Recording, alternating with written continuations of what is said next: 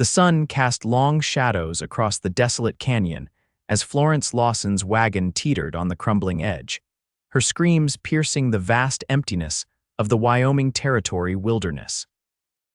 It was 1875, and what had begun as a journey of hope was about to end in tragedy, until a lone figure on horseback appeared on the ridge, spurring his mount toward her with desperate urgency.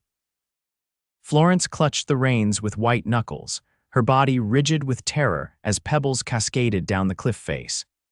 The wagon had slid perilously close to the edge after her horses had spooked at a rattlesnake. One wheel was already suspended over the 100-foot drop, and she could feel the whole contraption slowly tilting further with each passing second. "Don't move," a deep voice called from behind her. "Stay perfectly still." Florence didn't dare turn her head, but she could hear the thunder of hooves approaching rapidly. The wagon creaked ominously beneath her, the wood groaning under strain. "I'm going to fall," she whispered, more to herself than anyone else. Her life in Boston seemed a distant memory now, the comfortable home she'd left behind, the disappointed faces of her parents when she'd announced her plans to travel west to teach at a frontier school. Now, it seemed she would never reach her destination. A horse whinnied nearby, followed by the sound of boots hitting dirt. In an instant, strong hands gripped her waist. "When I say now, jump toward me," the man instructed, his voice steady despite the dire circumstances. "Now." Florence released her death grip on the wagon and launched herself backward. The movement sent the wagon lurching forward, and it began its fatal slide over the edge. As she fell backward, powerful arms caught her, pulling her clear of the disaster. The wagon disappeared over the cliff with a splintering crash that echoed through the canyon. They tumbled to the ground together, the stranger shielding her body with his own as they rolled away from the edge. When they finally came to a stop, Florence found herself staring up into the face of her rescuer, a man with sun-bronzed skin, piercing blue eyes, and a square jaw shadowed with several days' growth of beard. "Are you hurt, madam?" he asked, his eyes scanning her face with concern. Florence couldn't answer. Her entire body was trembling uncontrollably, shock setting in as the reality of her near-death experience washed over her. The stranger seemed to understand without words. He pulled her closer, one hand gently cradling the back of her head as he held her against his chest. "It's all right," he murmured, his deep voice rumbling against her ear. "You're safe now. The danger's past." Florence couldn't remember the last time she'd been held by anyone.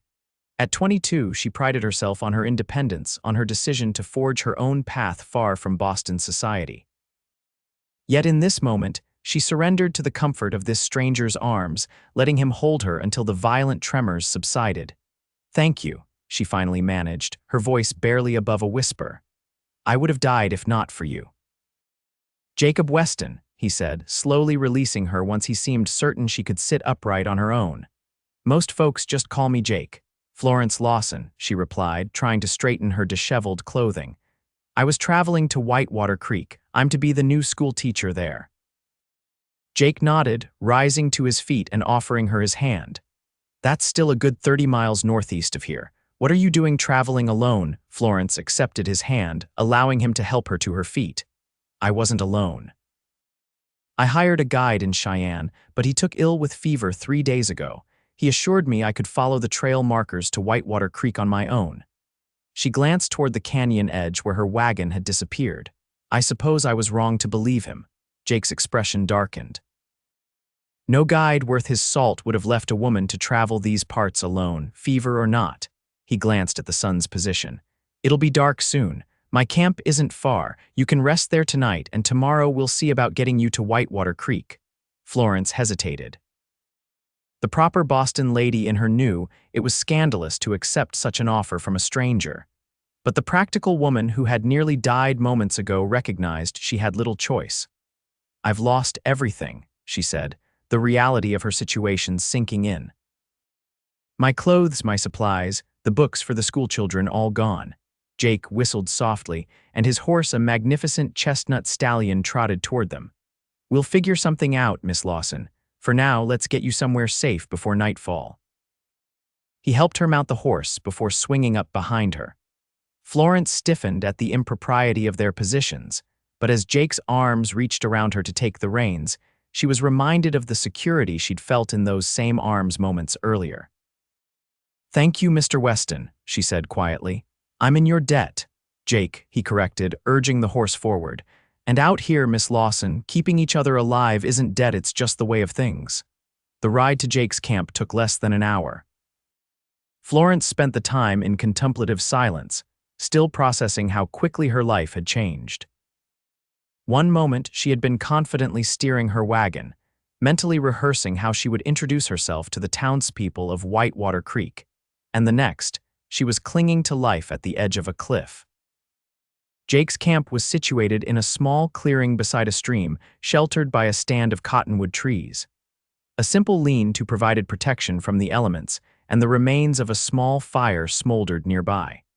It was a sparse setup, but to Florence's exhausted eyes, it looked like salvation itself. "You're a cowboy?" she asked as he helped her down from the horse, Jake's mouth quirked up at one corner. "Sometimes. I was a Union soldier, then a ranger. These days I do some cattle driving, some scouting, whatever honest work I can find." He busied himself reviving the fire, adding kindling and blowing gently until flames licked upward. Florence sank down onto a log beside the fire, extending her hands toward the warmth. The sun had nearly set, and the temperature was dropping rapidly. "Are you hungry?" Jake asked, reaching for a battered coffee pot. Florence nodded, suddenly aware of the hollow feeling in her stomach. "Starving, actually." Jake rummaged through his saddlebags and produced some jerky, hardtack, and dried apples. "It's not much," he apologized, "but it'll keep you going." "It's wonderful," Florence assured him, accepting the food gratefully. "I haven't eaten since morning." As they ate their simple meal, Florence studied her rescuer more carefully. He was older than she'd first thought, perhaps 30 or 32, with fine lines at the corners of his eyes that suggested both laughter and hardship. His clothes were worn but clean, and though his manner was direct, there was nothing threatening in his demeanor. "What brought you to these parts?" Jake asked, pouring coffee into a tin cup and passing it to her. Florence wrapped her fingers around the warm cup. "I answered an advertisement in a Boston newspaper. Whitewater Creek needs a teacher, and I needed a change." Jake nodded, not pressing further, which Florence appreciated. How could she explain to this self-sufficient frontiersman that she'd fled Boston because she couldn't bear the suffocating expectations of her parents? That at 22, she'd faced mounting pressure to marry a man she didn't love simply because he came from the right family. That she'd chosen the uncertainty of the frontier over the certainty of a loveless marriage. "Well, Whitewater Creek's a decent enough place," Jake said. "Small but growing. They've got a general store, a church, even started building a proper schoolhouse last year." Florence perked up. "You know it well. I pass through every few months, know most folks there by name." He took a sip of his coffee. "They'll be glad to have you. Children out here don't get much schooling." The conversation lulled as darkness settled completely around them. Jake added more wood to the fire and spread a bedroll for Florence near the warmth. "Take this," he said, handing her his coat. "Nights get cold even in summer." "What about you?" she asked. Jake smiled. "I've slept through worse than a chilly night, Miss Lawson." "Florence," she corrected, echoing his earlier sentiment. "And thank you for everything." Jake nodded, then moved to the opposite side of the fire and settled on his own blanket. Florence lay down, using his folded coat as a pillow. Despite her exhaustion, sleep proved elusive as her mind replayed the terrifying moments on the cliff edge. Eventually, the steady rhythm of the crackling fire and the distant sound of an owl hooting lulled her into a fitful slumber. She awoke sometime in the night, heart racing from a nightmare in which she was falling endlessly into the canyon. The fire had burned low, casting only a faint glow across the campsite. Through the dim light, she could make out Jake's form, sitting upright, his rifle across his knees. "You should be sleeping," she whispered. "Someone's got to keep watch," he replied quietly. "These hills can get interesting at night." Florence shivered, pulling his coat tighter around herself. "Is it dangerous?" "Not especially if you know what you're doing." His voice was reassuring in the darkness. "Try to rest. We've got a long ride tomorrow." Florence settled back down but found herself studying Jake's silhouette against the starry sky. There was something comforting about his vigilant presence, something that made her feel protected in a way she'd never experienced before. With that thought warming her more than the fire, she drifted back to sleep. Morning arrived with golden sunlight filtering through the cottonwood leaves. Florence awoke to the aroma of coffee and the sound of Jake moving quietly around the camp. She sat up, running a hand through her tangled auburn hair. "Good morning," Jake said, offering her a cup of coffee. "Hope you slept well enough." Florence accepted the cup gratefully. "Better than I had any right to, given the circumstances." She paused, looking around the camp. "I just realized I've disrupted your journey. You were headed somewhere when you found me." Jake shrugged. "Nothing that can't wait." "I was on my way to Fort Laramie for supplies, but Whitewater Creek has most of what I need." After a quick breakfast of the remaining jerky, Jake packed up his few belongings and doused the fire. Florence felt helpless, having nothing to contribute but her gratitude. "About your belongings," Jake said as he saddled his horse. "There's a trading post about 10 miles from here. We can stop there, get you some essentials." "I have no money," Florence admitted, embarrassment coloring her cheeks. "It was all in my trunk." Jake's expression remained neutral. "We'll figure something out." The trading post turned out to be a crude log building with a sagging porch, but to Florence, it represented a first step toward rebuilding what she'd lost. Inside, shelves were stocked with an eclectic array of goods from ammunition to fabric, canned goods to tools. A grizzled man with one eye regarded them suspiciously from behind a rough-hewn counter. "Weston," he acknowledged with a nod. "Been a while." "Hank," Jake returned the greeting.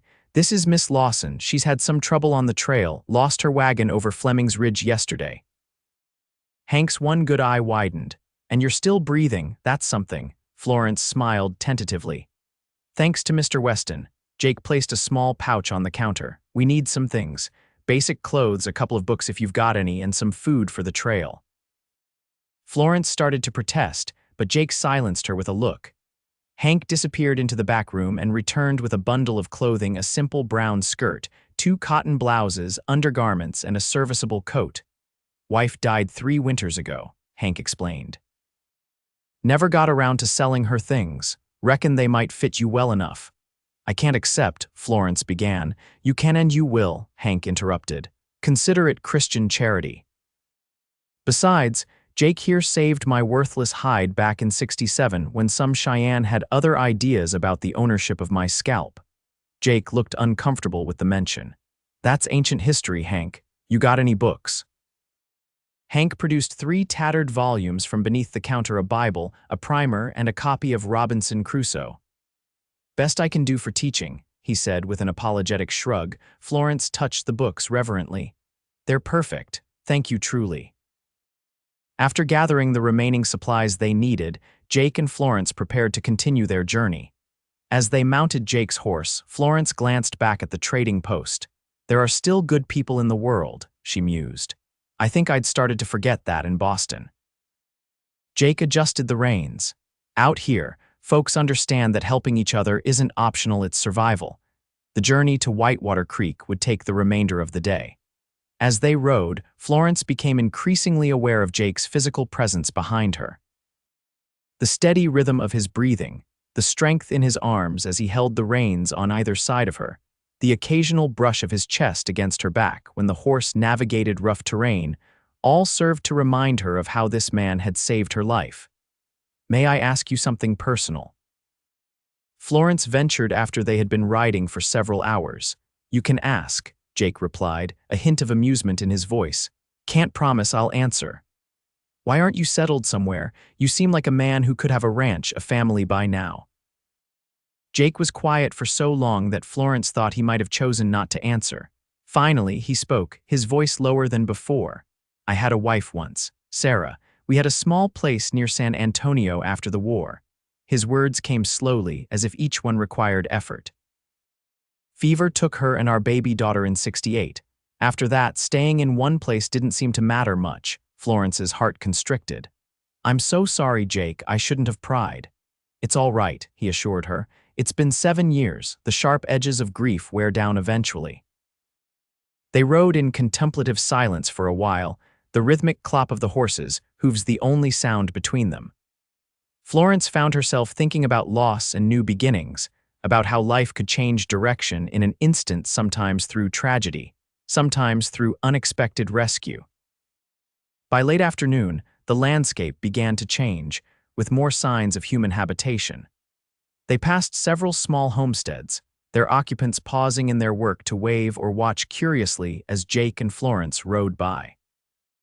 "Almost there," Jake said as they crested a hill and a small settlement came into view in the valley below. Whitewater Creek, Florence's heart quickened. From this distance, the town looked pitifully small, just a main street with perhaps 24 buildings, surrounded by scattered farms and ranches. It was nothing like Boston, with its grand buildings and bustling streets, but in this moment it represented everything she had been seeking: independence, purpose, a fresh start. "Nervous?" Jake asked, seeming to sense her thoughts. "A little," she admitted. "What if they don't like me? What if I'm not what they expected?" Jake's chuckle rumbled against her back. "They advertised for a schoolteacher, and they're getting one. I'd say they're the lucky ones." His confidence in her, simple though it was, bolstered Florence's courage. As they rode down into the town, people stopped to stare at the newcomers. Florence straightened her spine, determined to make a good first impression despite her borrowed clothes and the circumstances of her arrival. They drew up in front of a whitewashed building with a crude sign that read Mayor's Office and General Store. A portly man with magnificent whiskers emerged, squinting at them. "Well, I'll be," he exclaimed. "Jake Weston, as I live and breathe. What brings you back to our humble town?" Jake dismounted and helped Florence down. "Mayor Perkins, this is Miss Florence Lawson, your new schoolteacher." Mayor Perkins' face lit up with delight. "Miss Lawson, we'd about given up hope of your arrival. Our last letter from you indicated you'd be here 3 days ago." Florence smoothed her skirt, painfully aware of her disheveled appearance. "There were complications on the journey, sir. I lost my wagon and all my belongings yesterday. If not for Mr. Weston, I would have lost my life as well." A small crowd had begun to gather, murmuring with interest at this dramatic tale. Mayor Perkins' wife, a kindly-looking woman with silver-streaked hair, pushed forward. "You poor dear," she clucked, taking Florence's arm. "You must be exhausted. Come with me right now. We've prepared the rooms above the schoolhouse for you, and I'll see that you get a proper meal and whatever else you need." Florence glanced back at Jake, suddenly reluctant to be parted from the man who had been her protector for the past 24 hours. He gave her a reassuring nod. "I'll bring your things along," he promised. "Go get settled." As Mrs. Perkins led her away, Florence heard the mayor questioning Jake about the details of her rescue. She caught snatches of the conversation cliff edge, pulled her clear. "Mighty lucky," before they turned a corner, and the voices faded. The schoolhouse was a simple wooden structure with large windows to admit light. Adjacent to it was a smaller building with a separate entrance. "Your living quarters," Mrs. Perkins explained, producing a key. "Nothing fancy, mind you, but clean and private." The rooms were indeed clean, if sparse: a small sitting room with a desk and bookshelf, a bedroom with a narrow bed and washstand, and a tiny kitchen with a wood-burning stove. To Florence, who had spent the previous night on the ground beneath the stars, it looked palatial. "This is wonderful," she said sincerely. "I can't thank you enough for your kindness." Mrs. Perkins patted her hand. "We're just glad you made it safely, dear. Now you rest a bit, and I'll send over some supper later. The children are so excited to meet their new teacher. We've got 15 school-age youngsters in Whitewater Creek and the surrounding farms." After Mrs. Perkins departed, Florence sank onto the edge of the bed, finally alone with her thoughts. The events of the past day and a half washed over her: the terror of the wagon tipping, the security of Jake's arms around her, the kindness of strangers helping her rebuild. A soft knock at the door interrupted her reverie. She opened it to find Jake standing there, holding the bundle from Hank's trading post. "Your new belongings, madam," he said with a slight smile. "Not much, but it's a start." Florence accepted the bundle, their fingers brushing momentarily. "Thank you, would you? Would you like to come in? It's not much, but at least I can offer you a chair after all those hours in the saddle." Jake hesitated, glancing past her at the tidy rooms. "I don't want to impose, please," Florence insisted. "I'd welcome the company, and I haven't properly thanked you for saving my life." He followed her inside, removing his hat as he crossed the threshold. Florence gestured to one of the two chairs in the sitting room, then took the other herself. "So," Jake said, looking around the modest quarters. "This is your new home," Florence nodded. "It's perfect, really, so much more than I expected." She paused, studying his face. "Will you be staying in town long?" Something flickered in Jake's eyes, regret, perhaps, or uncertainty. "I hadn't planned on it. Just long enough to get supplies, maybe a day or two of rest." "Oh," Florence tried to hide her disappointment. "Of course, you must have important business elsewhere." Jake set his hat on his knee, turning it slowly in his hands. "Not important exactly, just what I do, keep moving." They sat in silence for a moment, the air between them charged with unspoken thoughts. Florence was startled by how strongly she wished he would stay longer. It was foolish. She knew she barely knew this man, but there was something about Jake Weston that made her feel secure in a way she never had before. "I should go," Jake said finally, rising from the chair. "Let you get settled. The Perkins are good people. They'll look after you." Florence stood as well, suddenly desperate to delay his departure. "At least stay for supper. Mrs. Perkins said she's sending something over later." Jake smiled, a genuine smile that transformed his weathered face and made Florence's heart skip. "All right, supper it is. I'll go see about a room at the boarding house and come back later." After he left, Florence busied herself with unpacking her meager new belongings and exploring her quarters more thoroughly. She found a few basic supplies in the kitchen: salt, flour, coffee, sugar, and a small collection of books already on the shelf, mostly basic primers and religious texts. When Jake returned that evening, Florence had managed to wash up using the basin in her bedroom and change into one of the blouses Hank had given her. Mrs. Perkins had sent over a generous meal of stew, cornbread, and apple pie, along with a note welcoming Florence to town and inviting her to Sunday services. They ate at the small table in Florence's kitchen, the domesticity of the scene not lost on either of them. Jake told her more about Whitewater Creek and its inhabitants, the Johnsons, who ran the livery stable and had 4 school-age children, the widow Harrison, who made the best pies west of the Mississippi, the blacksmith, Mr. Ortiz, who had come north from Mexico 20 years earlier. Florence drank in every detail, trying to prepare herself for the community she was about to become part of. "They sound wonderful," she said. "I just hope I can be the teacher they need." "You'll do fine," Jake assured her. "These folks aren't looking for fancy Eastern education. They just want their children to read and write and cipher well enough to get by in the world." After supper, they moved to the sitting room. Night had fallen, and Florence lit the oil lamp, casting a warm glow over the small space. Through the window, she could see the town settling down for the night, a few lights still glowing in distant windows. "It's so quiet here," she observed. "In Boston, there was always noise, carriages, people, even at night." "You'll get used to it," Jake said.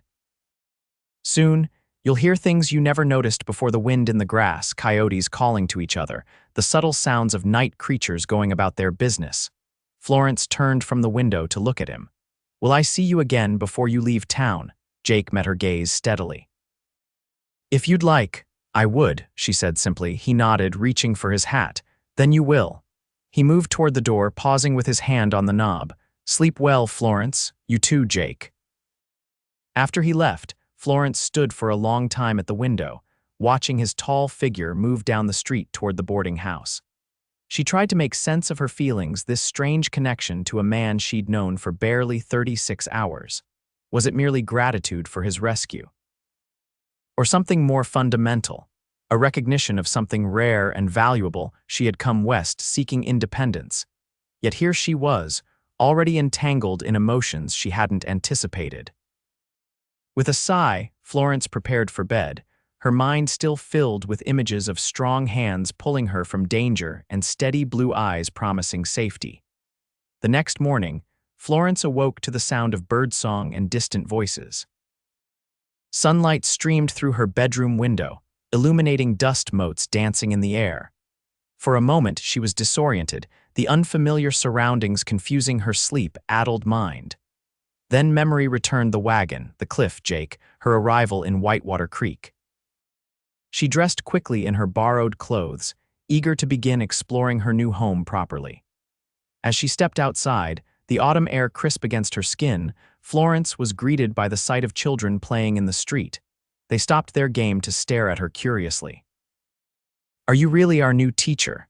a bold girl of about 10 asked, stepping forward from the group. Florence smiled. "I am. My name is Miss Lawson, and who might you be?" "Abigail Johnson," the girl replied. "Pa says you nearly died coming here. Is that true?" Florence suppressed a chuckle at the child's directness. "I did have quite an adventure. Perhaps I'll tell you all about it when school begins." This promise seemed to satisfy Abigail and her companions, who resumed their play with occasional glances toward Florence. She continued down the street toward the general store, determined to learn the layout of the town. The general store was a treasure trove of goods, from practical necessities to small luxuries. Mayor Perkins greeted her warmly from behind the counter. "Miss Lawson." "Feeling more settled today, I hope." "Very much so, thank you," Florence replied. "I wanted to inquire about when you'd like school to begin. I'm eager to meet all my students properly." They discussed arrangements, with the mayor suggesting Monday, 3 days hence, as an appropriate starting date. This would give Florence time to prepare the schoolroom and familiarize herself with the town. "Oh, and this came for you yesterday," Mayor Perkins added, producing a letter. "From the school board in Cheyenne, arrived just after you did." Florence accepted the envelope, breaking the seal to find a welcome letter along with a small advance on her salary, $20 in cash. She breathed a sigh of relief. Now she could purchase some necessities without feeling like a charity case. "Is there a dressmaker in town?" she asked. "I'm afraid I need to rebuild my wardrobe entirely." Mayor Perkins directed her to Mrs. Thornton, who lived at the edge of town and took in sewing. With her new funds secure in her pocket, Florence set out to place her order for a few simple dresses and undergarments. As she was returning from Mrs. Thornton's cottage later that morning, Florence spotted Jake outside the livery stable, deep in conversation with a tall man she hadn't met yet. Jake caught sight of her and waved her over. "Florence, this is Marshal Daniel Cooper," he introduced as she approached. "Dan, Miss Florence Lawson, Whitewater Creek's new schoolteacher." The marshal tipped his hat. "Pleasure, madam. Heard about your close call. Glad Jake was there to help." "As am I," Florence agreed warmly. "Are you two acquainted from before?" A look passed between the men. "We served together," Jake said simply. "Dan was a captain in my regiment during the war, and this troublemaker saved my life at Shiloh," the marshal added with a grin. "Won't let me forget it, either." Jake's expression suggested this was a long-standing joke between them. "If I recall correctly, you returned the favor at Cold Harbor." Florence observed their easy camaraderie with interest. "It seems rescuing people is something of a habit for you, Mr. Weston." "Only the ones worth saving," Jake replied with a wink that sent a surprising flutter through Florence's chest. Marshal Cooper looked between them with knowing eyes. "Well, I should get back to my rounds. Miss Lawson, welcome to our little town. Jake, think about what I said." After the marshal departed, Florence raised an eyebrow questioningly. "What was that about?" Jake shrugged, suddenly seeming uncomfortable. "Dan's been trying to convince me to settle here for years. There's a piece of land for sale outside town, good water rights, decent grazing." Florence's pulse quickened. "And are you considering it?" Jake met her eyes, and something in his gaze made her breath catch. "I might be." For the first time in a long while, before Florence could respond, a commotion down the street drew their attention. A wagon had pulled up in front of the general store, and a family was disembarking: a weary-looking man, his equally tired wife, and 3 children ranging from about 5 to 12 years old. "New arrivals," Jake observed. "Looks like you'll have more students than you thought." They watched as Mayor Perkins emerged to welcome the newcomers. The family's wagon was piled high with furniture and household goods, suggesting a permanent move rather than a visit. "This town is growing," Florence mused. "Perhaps one day it will have a proper school building with multiple classrooms." Jake smiled at her enthusiasm. "One teacher at a time, Miss Lawson." They spent the rest of the morning together, with Jake showing Florence around the town more thoroughly than she could have managed on her own. He knew everyone, it seemed, and everyone knew him, though Florence noted that most seemed surprised to see him lingering in town rather than passing through as usual. By midday, they had worked up an appetite and stopped at the small cafe run by the widow Harrison. The older woman greeted Jake with obvious affection. "Jake Weston, twice in 1 year we are honored," she teased before turning her attention to Florence. "And this must be our new schoolmarm. I'm Ida Harrison, dear. Welcome to Whitewater Creek." They enjoyed a simple but delicious meal of beef stew and fresh bread, during which Ida kept them entertained with local gossip and stories. Florence found herself laughing more than she had in months, enchanted by the warmth of the community and Jake's dry humor. As they were finishing their meal, the door to the cafe opened, and a well-dressed man in his early 30s entered.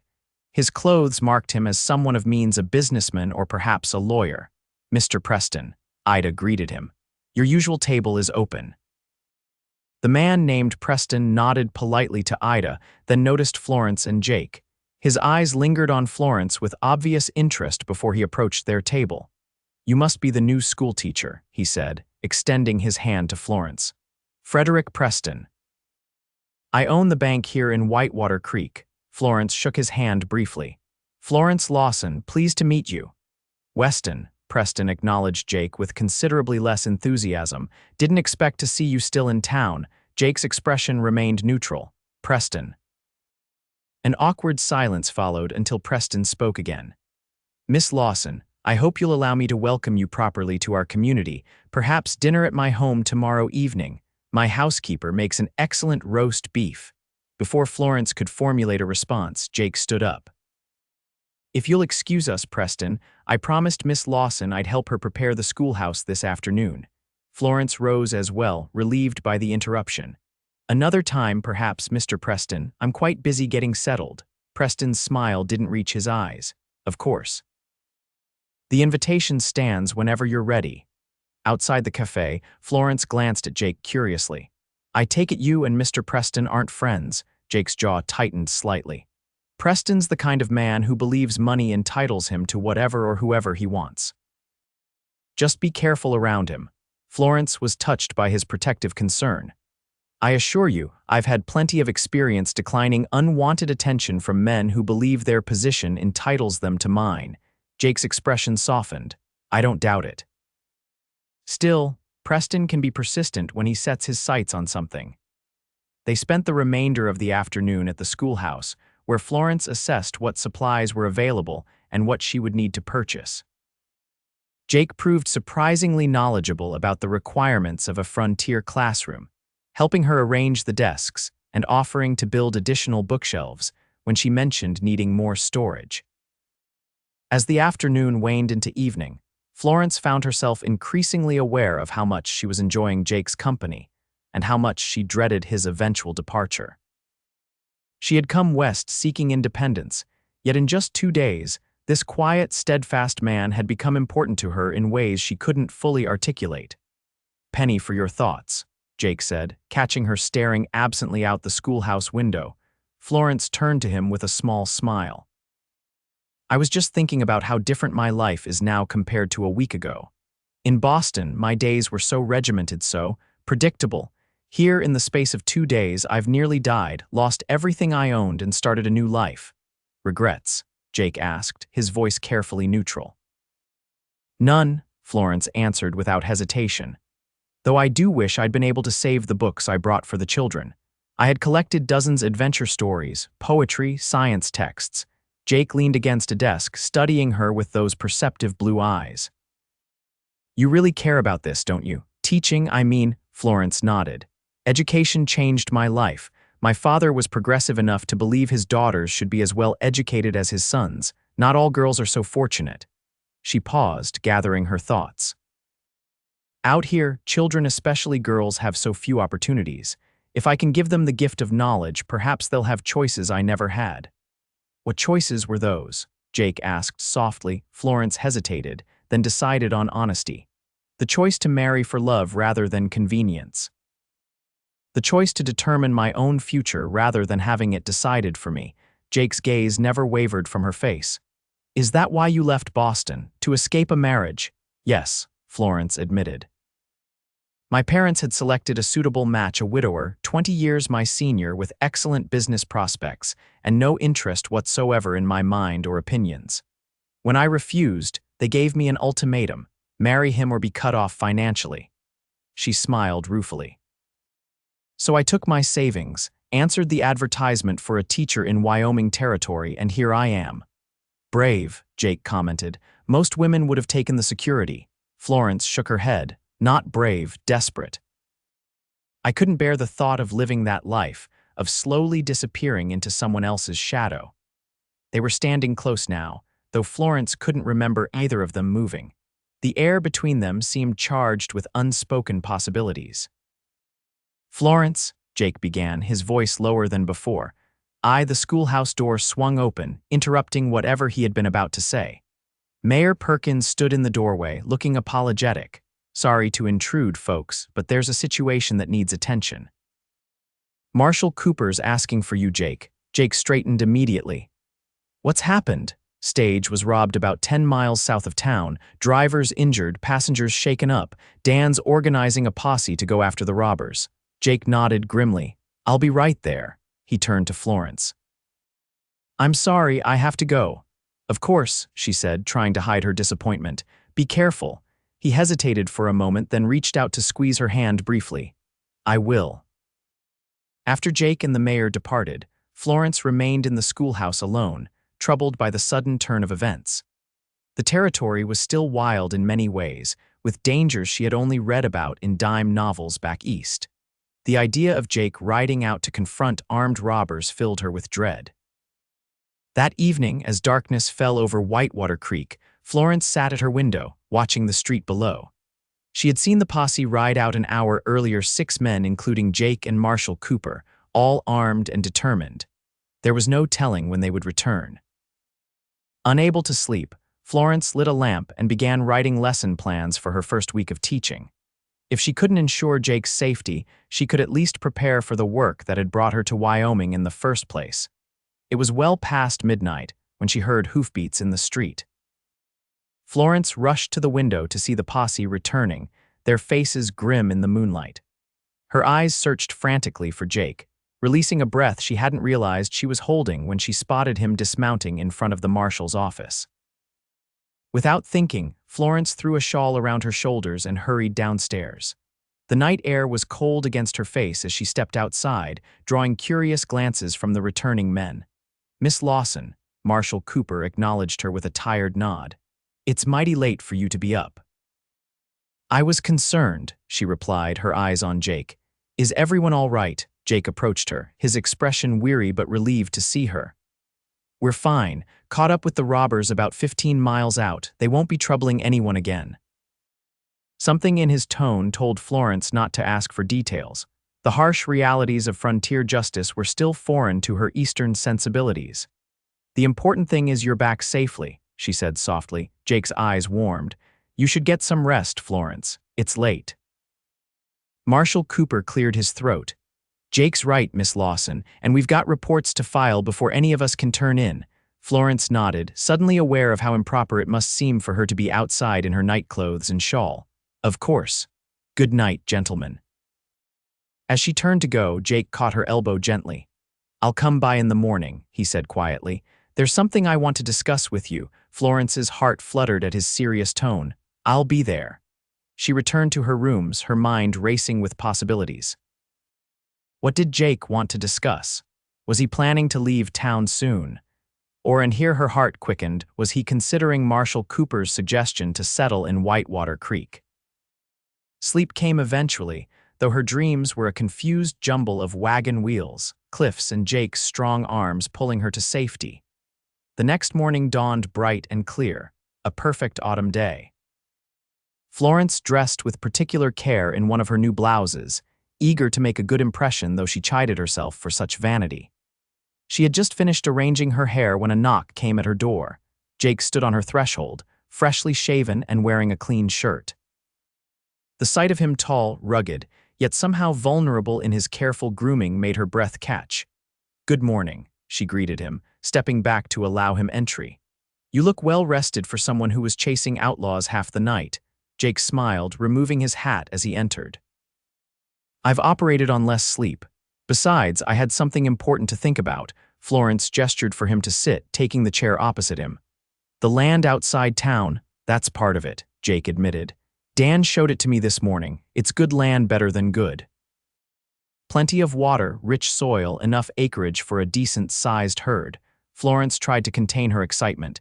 Are you considering purchasing it? Jake met her gaze directly. I am, but there's more to it than that. He leaned forward, his expression earnest.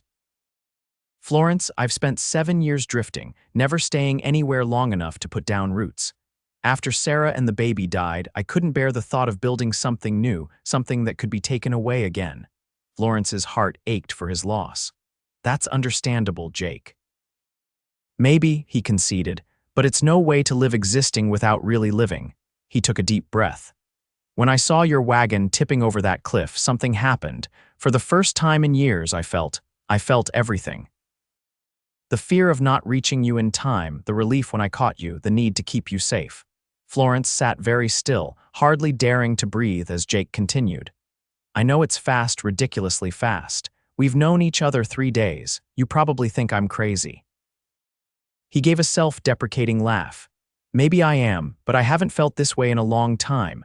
Like maybe there's a reason to stop running, to build something again. Jake, Florence whispered, her voice trembling slightly. He reached across and took her hands in his. I'm not asking for promises. I know you came here for independence, to build your own life. I respect that more than I can say. All I'm asking is, if I stay, if I buy that land and start building something here, would you consider allowing me to court you properly? To see if what I'm feeling might be something you could share. Florence's eyes filled with tears, not of sadness, but of overwhelming emotion. 3 days ago, I was heading toward a life I had carefully planned, orderly, predictable, safe. Then my wagon tipped over a cliff, and a stranger pulled me clear and held me until I stopped shaking. She squeezed his hands. Everything changed in that moment, Jake. Everything, hope dawned in his eyes. Is that a yes? Florence laughed, a sound of pure joy. Yes, I would very much like you to court me properly, Jake Weston. His smile was like sunrise breaking over mountains. I should warn you, I know nothing about proper courting. I'm a simple man, Florence. Then we'll figure it out together, she promised. As long as you understand that I intend to continue teaching, I didn't come all this way to abandon my purpose. I wouldn't dream of asking you to, Jake assured her. This town needs you as much as. He paused. As much as I'm beginning to think I do. The honesty of his statement touched Florence deeply. Here was a man who saw her as a whole person, not just a potential wife, but a woman with skills, ambitions, and value beyond the domestic sphere. So, she said, smiling through her tears, you're staying in Whitewater Creek. Jake nodded. I'm staying. Dan's lending me the money for the down payment on the land. Says it's past time I stopped drifting and started living again. Your Marshall Cooper is a wise man, Florence observed. He'll be insufferably smug about it, Jake groaned, though his eyes twinkled. He's been trying to get me to settle here for years. They spent the remainder of the morning discussing Jake's plans for the land, the house he would build, the cattle he would raise, the life he envisioned. Florence listened, offering suggestions and sharing her own dreams for the school. It felt natural, this partnership of ideas, this shared imagining of the future. By the time Jake left to finalize the land purchase with Mayor Perkins, who served as the town's notary, Florence felt as though she were floating. The swift progression of events from near death to new life in just 3 days seemed almost dreamlike in its intensity. Monday arrived with a flurry of activity as Florence welcomed her students to the schoolhouse for the first time. 15 children ranging from 6 to 16 filled the simple wooden desks, their faces a mixture of curiosity and apprehension. Good morning, Florence greeted them warmly. My name is Miss Lawson, and I am delighted to be your teacher. Before we begin our lessons, I would like each of you to introduce yourself. The children did so one by one, from shy little Emma Peterson, barely old enough for school, to Thomas Johnson, a serious 16-year-old who explained that this would be his last year of schooling before he took over more responsibilities on his family's farm. As Florence began her first lesson, she was keenly aware of the diverse needs in her classroom. Some children had previous schooling and could read fluently. Others had never held a book before. It would be challenging, but Florence felt equal to the task. At noon, she dismissed the children for their midday meal. Most ran home to eat with their families, while a few opened lunch pails brought from home. Florence sat at her desk, reviewing her notes for the afternoon lessons when a shadow fell across her papers. Looking up, she was surprised to see Jake standing in the doorway, a basket in his hand. "Hope I'm not disturbing you," he said. "Ida Harrison suggested you might appreciate a home-cooked meal on your first day." Lawrence's face lit up. "How thoughtful, please come in." The few remaining students watched with interest as Jake set the basket on Florence's desk and unpacked its contents: fried chicken, biscuits, apple preserves, and 2 slices of Ida's famous pie. "Children, this is Mr. Weston," Florence introduced him. "He's new to our town, too." "Are you courting Miss Lawson?" asked Abigail Johnson bluntly, causing her brother Thomas to elbow her sharply. Jake's eyes met Florence's, amusement dancing in their blue depths. "As a matter of fact, Miss Johnson, I am, with her permission, of course." The children giggled, and Florence felt her cheeks warm. "That's enough personal questions for today," she said firmly. "Mr. Weston, would you like to tell the children about your experiences in the war? I believe it would complement our history lesson this afternoon." Jake looked momentarily uncomfortable, but agreed, spending the remainder of the lunch hour regaling the students with carefully edited tales of his time as a Union soldier. Florence observed how naturally he interacted with the children, his initially reserved manner giving way to genuine engagement as they peppered him with questions.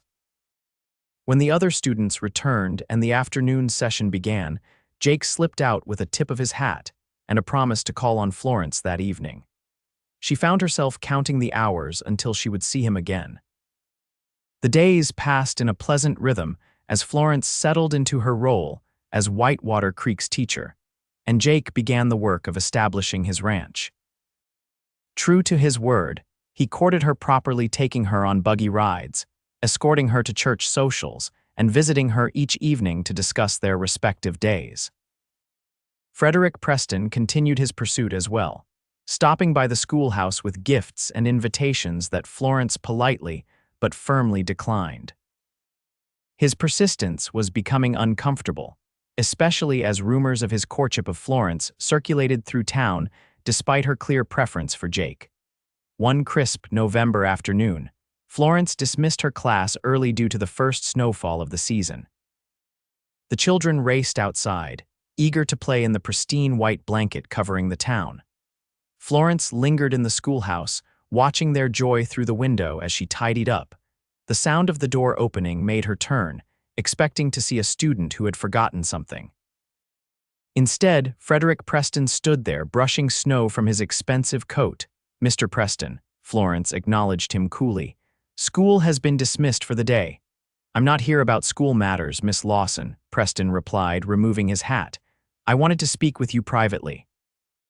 Florence maintained a professional distance, keeping her desk between them. "What can I help you with?" Preston's smile didn't reach his eyes. "I understand you've been allowing Weston to court you. I'm concerned you may not fully understand the situation." Florence stiffened. "My personal affairs are not open for discussion, Mr. Preston." "Perhaps not," he conceded, "but as a prominent citizen of this town and a member of the school board, I feel obligated to inform you that associating with a man of Weston's background could jeopardize your position here." "My position?" Florence echoed incredulously. "On what grounds?" Preston moved closer, his expression sympathetic but his eyes cold. "Weston is not the settled rancher he's pretending to be, Miss Lawson. He's a drifter with a violent past. Did he tell you he killed a man in Denver 3 years ago?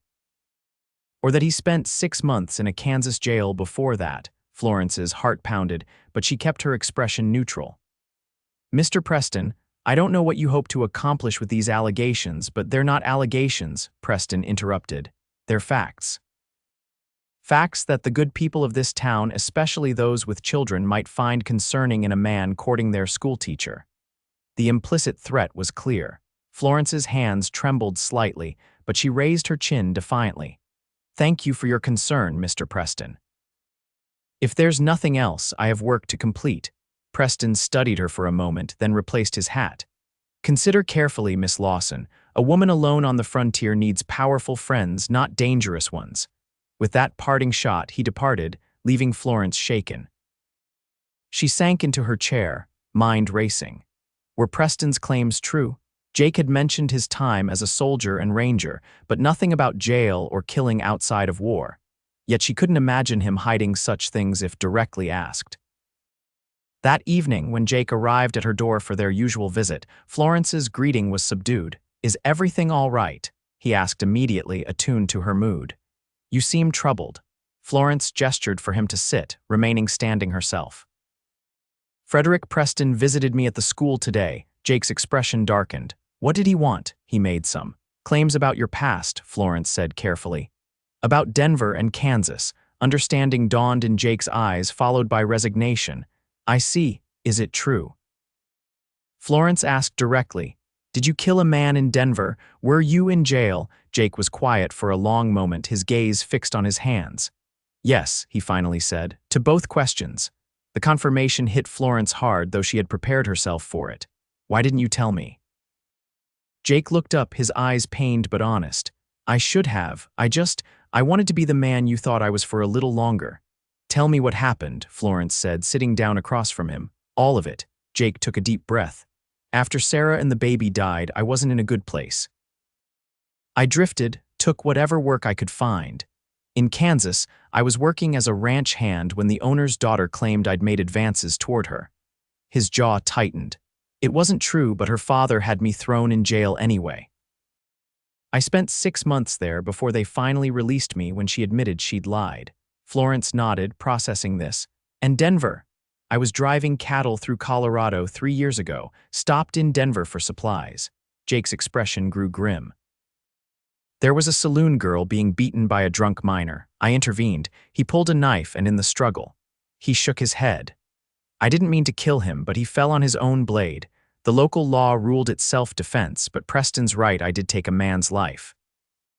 Florence studied Jake's face, seeing the regret and honesty written there. Why would Preston know these things? "Because he makes it his business to know things that give him power over others," Jake replied, "and because he wants you for himself." Florence reached across and took Jake's hand. "He threatened my position at the school if I continue to see you. Implied that the townspeople wouldn't want their children taught by a woman associating with someone of your background." Anger flashed in Jake's eyes. "That sounds like Preston." He squeezed her hand. "Florence, I'll understand if this changes things between us. Your position here, the work you came to do, it's important. I would never want to jeopardize that." Florence felt a surge of indignation. "So you'd let Preston dictate who I can associate with, let him use threats to control me?" "Of course not," Jake protested. "But I need you to understand what you might be facing if we continue." Florence stood, pacing the small room. "My entire life, people have tried to dictate my choices, my parents, society, and now Preston. I came west to escape that, not to surrender to a new form of it." Jake watched her, hope kindling in his eyes. "What are you saying?" She stopped pacing and faced him directly. "I'm saying that I won't be intimidated. I won't let fear of gossip or threats determine who I give my heart to." She moved closer, placing her hands on his shoulders. "I'm saying that I'm falling in love with you, Jake Weston, past and all." Jake stood, pulling her into his arms. "Florence Lawson, you are the bravest woman I have ever known." He cradled her face in his hands. "And I am most definitely in love with you." Their first kiss was gentle, a tender exploration that quickly deepened into something more urgent, more passionate. When they finally broke apart, both were breathless. "We'll face Preston together," Florence promised, "and whatever else comes our way." Jake nodded, his expression determined. Together. The confrontation with Preston came sooner than expected. The following Sunday, as the congregation filed out of church, Preston approached Florence and Jake openly, his smile falsely cordial. "Miss Lawson, Mr. Weston," he greeted them, loud enough for nearby townspeople to hear.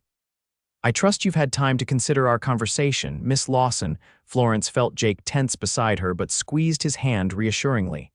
Indeed I have, Mr. Preston. And I've decided that threats and intimidation have no place in determining my personal relationships. Preston's smile tightened. I see. Perhaps the school board will take a different view when they learn about Mr. Weston's colorful history. Before either could respond, Marshall Cooper stepped forward from the crowd. That would be mighty interesting, Preston, considering I'm on that school board, and I'd be real curious to hear why you're investigating a man who's done nothing but good since arriving in our town. Mayor Perkins joined them, his usually jovial face serious. As would I, Frederick. Seems to me you're taking an unhealthy interest in Miss Lawson's personal affairs. Preston's confidence wavered as he realized he was losing control of the situation. The reputation of our schoolteacher affects the entire community, he insisted. Agreed, said Mrs. Thornton, the dressmaker, stepping forward. Which is why we're fortunate to have a teacher of such impeccable character, one who judges people by their actions, not their past mistakes. Florence was touched by the support of the townspeople, many of whom were nodding in agreement with Mrs. Thornton's words. Preston looked around, realizing he had miscalculated badly. With a curt nod, he retreated, his face flushed with humiliation. Well, Marshall Cooper drawled once Preston was out of earshot, reckon that's settled. Though I'd watch your back around him for a while, Jake. Men like Preston don't take public humiliation well. The incident, rather than damaging Florence's standing in the community, seemed to cement it. The townspeople rallied around her and Jake, making it clear that Preston's attempted manipulation had backfired completely. As winter settled over Whitewater Creek, Jake's work on his ranch progressed despite the cold. He had purchased a small herd of cattle and hired 2 ranch hands to help with the daily operations. The foundation for the main house had been laid before the ground froze, with construction set to resume in the spring. Florence's teaching continued to thrive as well. Her students were making remarkable progress, and the school board had approved funds for additional books and supplies. Even Frederick Preston seemed to have accepted defeat, limiting his interactions with Florence to polite nods when they passed in the street. Christmas approached, bringing with it festive preparations throughout the town. The schoolhouse was decorated with paper chains and pine boughs, and Florence's students were practicing a special Christmas recitation for the town's celebration. One evening in mid-December, Jake invited Florence to visit his ranch.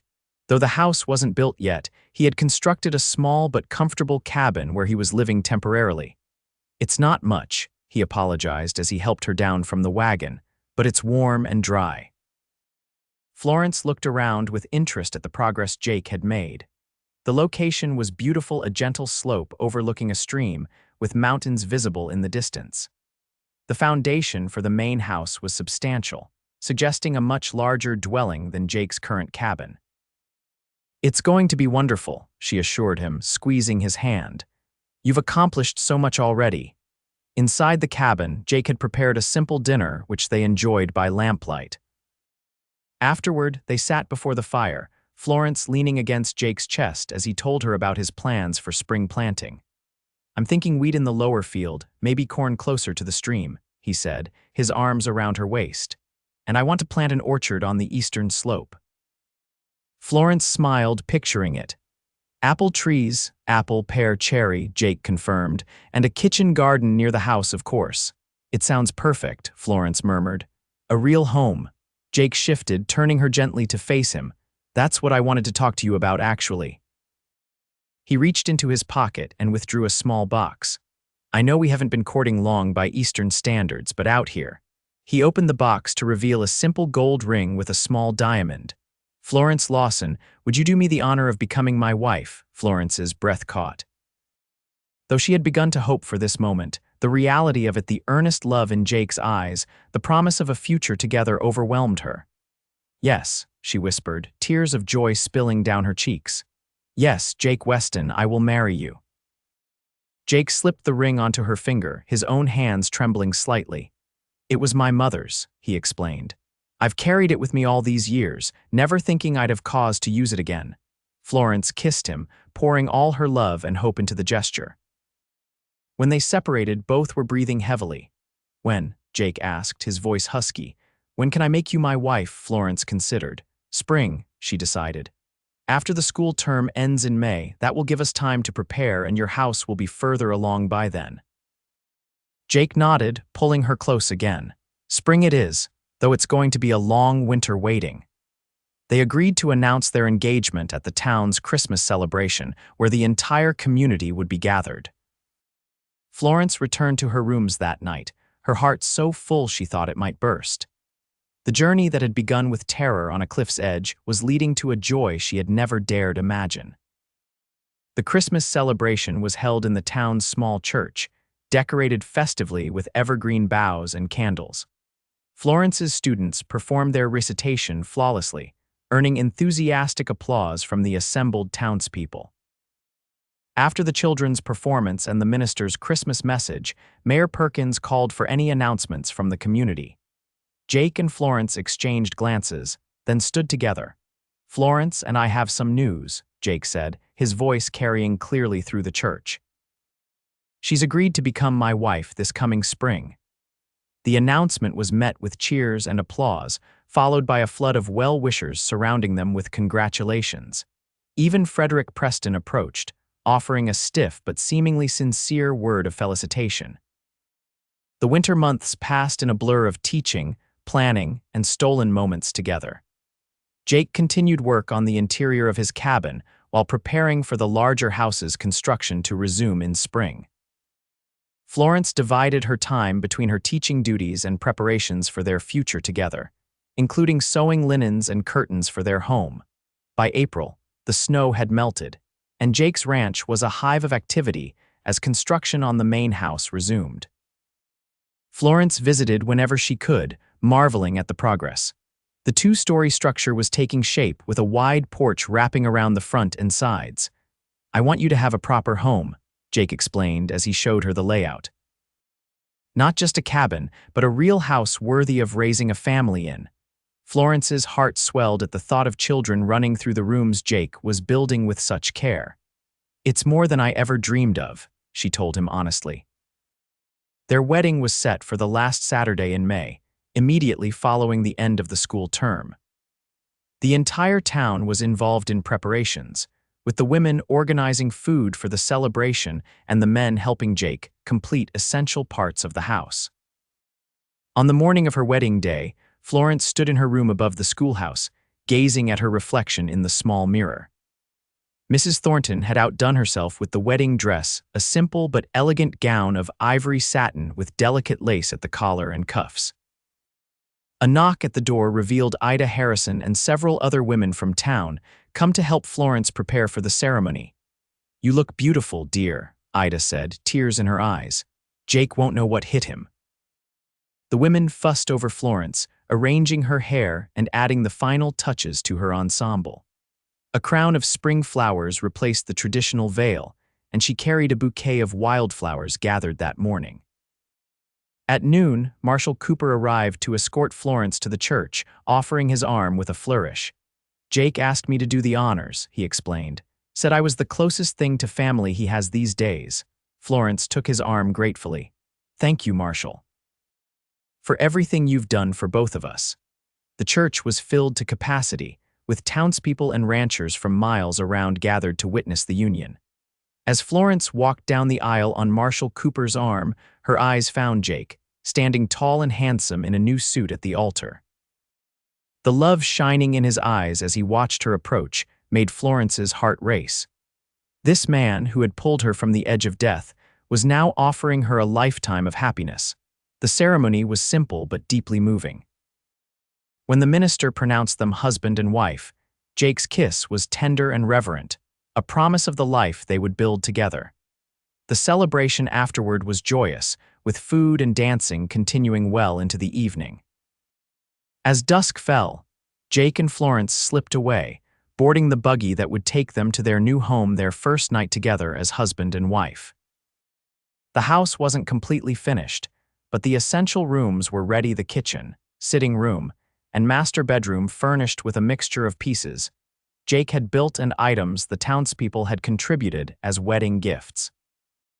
Jake lifted Florence over the threshold, carrying her into their home with gentle strength. "Welcome home, Mrs. Weston," he murmured, setting her down in the center of the sitting room. Florence turned slowly, taking in the space Jake had created for them. "It's perfect," she whispered. "Absolutely perfect." Later, as they lay together in the quiet darkness of their bedroom, Florence rested her head on Jake's chest, listening to the steady beat of his heart. "I never thought I could be this happy," she confessed. "When I left Boston, I was seeking independence, freedom from others' expectations. I never imagined I would find love as well." Jake's arms tightened around her. "When I pulled you away from that cliff, I was just trying to save a life. I didn't know I was saving my own as well." Florence raised herself on one elbow to look into his eyes. "What do you mean?" "I was existing, not living," Jake explained, brushing a strand of hair from her face. "Moving from place to place, never connecting, never building anything that would last. You changed that, Florence. You gave me a reason to stop running, to build a future." Florence kissed him softly. "Then we saved each other." Their life together settled into a rhythm that blended Florence's teaching with Jake's ranching. The house was completed by late summer, and their first harvest was abundant. Florence continued teaching at the schoolhouse in town, riding to and from the ranch each day on a gentle mare Jake had bought specifically for her. As their first anniversary approached, Florence had news of her own to share. On a warm May evening, as they sat on their porch watching the sunset, she took Jake's hand and placed it gently on her abdomen. "We're going to have a baby," she told him, watching joy bloom across his face. "Around Christmas time, according to Dr. Wilson." Jake's eyes filled with tears as he gathered her into his arms. "A baby," he repeated, his voice choked with emotion. "Our baby." The memory of his first family, the wife and daughter he had lost, passed between them unspoken. Florence knew this child would never replace those Jake had loved and lost, but she hoped it would bring healing to the remaining scars on his heart. "Are you happy?" she asked softly. Jake pressed his forehead to hers. "More than I ever thought possible. You've given me everything, Florence, a home, a purpose, and now a family." The news of Florence's pregnancy spread quickly through Whitewater Creek, bringing a flood of well wishes and practical gifts. The school board readily agreed to her continuing to teach until November, with a local woman stepping in to finish the term while Florence recovered from childbirth. As her pregnancy progressed, Florence bloomed with health and happiness. Jake became even more protective, insisting on driving her to and from school once her condition became apparent. He also spent hours crafting a cradle from cherry wood, carving intricate designs along its sides. Frederick Preston left town that autumn, having sold his bank to a younger man from Denver. No one was particularly sorry to see him go, least of all Jake and Florence, who had continued to endure his cold politeness at community gatherings. December arrived with a heavy snowfall that blanketed the ranch in white. Florence, now in her 9th month, had stepped back from teaching and was nesting at home, preparing for the baby's arrival. Jake had hired an additional ranch hand to help with daily chores, freeing him to spend more time close to home as the birth approached. On the evening of December 18, 1876, Florence felt the first contractions. Jake rode immediately for the midwife and doctor. Wilson, returning with both in record time despite the snow-covered trails. The labor was long but uncomplicated. As dawn broke on December 19, Florence gave birth to a healthy baby girl with a shock of dark hair and eyes as blue as her father's. "Sarah," Florence whispered as she placed the swaddled infant in Jake's trembling arms. "Sarah Elizabeth Weston." Tears streamed unashamedly down Jake's face as he cradled his daughter. "Are you sure?" he asked, understanding the significance of the name. Florence nodded. "I want her to carry the name of the woman you loved, to honor the family you lost. And Elizabeth was my grandmother's name, so she carries both our histories." Jake sat carefully on the edge of the bed, one arm holding their daughter while the other reached for Florence's hand. "I don't deserve you," he said softly. "You saved my life," Florence reminded him, squeezing his fingers. "You pulled me from the edge of that cliff and held me until I stopped shaking. Everything since then has been a gift I never expected. Jake leaned down to kiss her gently. The gift has been mine, Florence. Every day with you is a blessing I never thought I'd know again. As winter gave way to spring, and spring to summer, the Weston family thrived. Florence returned to teaching with baby Sarah often accompanying her, sleeping in a cradle beside Florence's desk while the children had their lessons.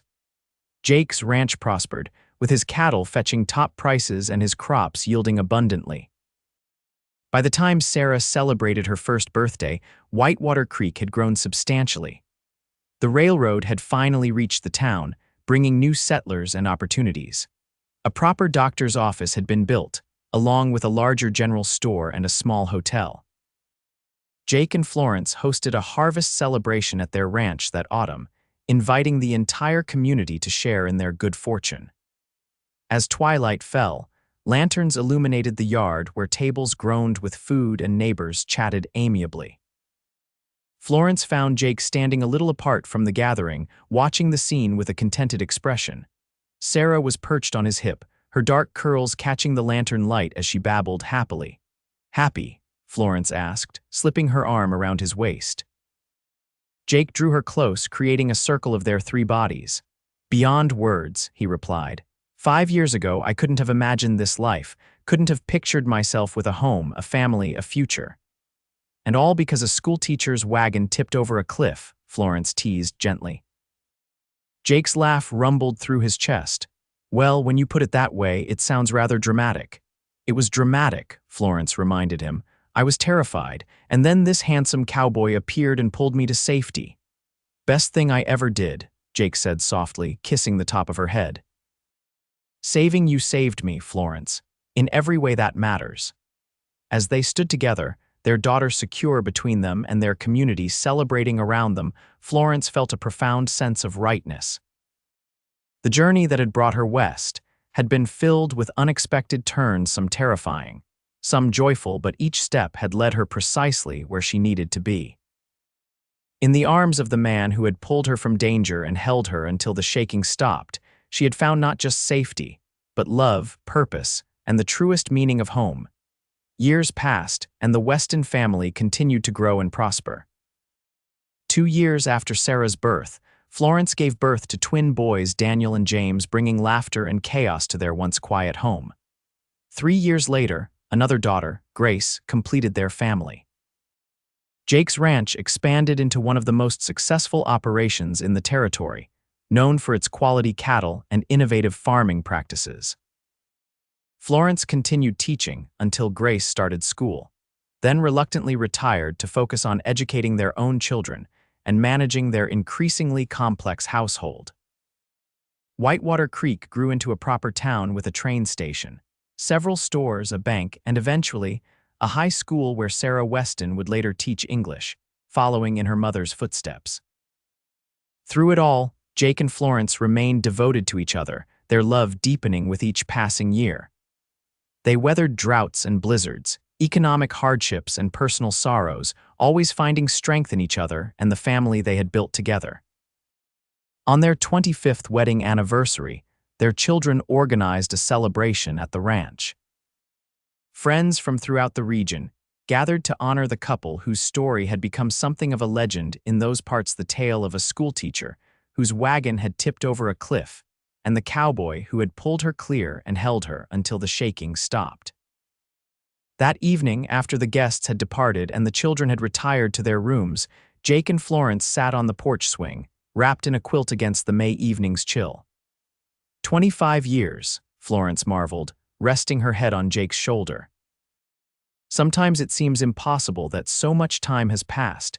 Jake's arm tightened around her. And sometimes it feels like yesterday that I saw that wagon teetering on the edge and heard your scream. Florence shuddered at the memory. I still have nightmares about it occasionally. But they always end the same way, with you catching me, holding me, keeping me safe. Jake turned to look at her, the years having etched lines of character around his eyes but done nothing to dim the love in their blue depths. I promised myself that day that if you gave me the chance, I would spend my life keeping you safe, making you happy. And you have, Florence assured him, cupping his cheek tenderly. every day in countless ways. As night settled fully around them, stars emerging in the vast Wyoming sky, Jake and Florence Weston remained on their porch, talking softly of memories shared and dreams still to come. The ranch house behind them stood solid and welcoming, filled with the legacy of their loved children grown strong under their guidance, a home built with purpose and care, a life crafted from courage and second chances. From near tragedy on a cliff's edge to the peaceful security of their shared life, their journey had been remarkable not for its dramatic beginning, but for the steadfast love that had transformed a moment of rescue into a lifetime of joy.